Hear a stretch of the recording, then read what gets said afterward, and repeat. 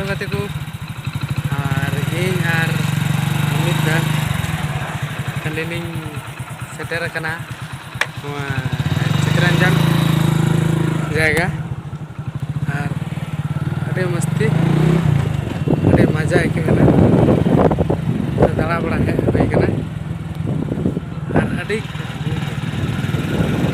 खास ना पेंजल तले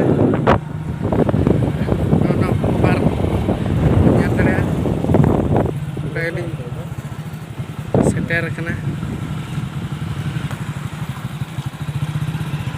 और अभी मजा आके कना दाड़ा बड़ा रे पे ñal तड़िया और निथा थोड़ा अंतर अंतर दाड़ा बड़ा लिंग चला ठीक है ñal तबुन पे और जहां तो भाई रड़ा गड्डी रे मेना निया भाई तो जस्ती भाई रड़ा ठीक है वीडियो कंटिन्यू रहता है।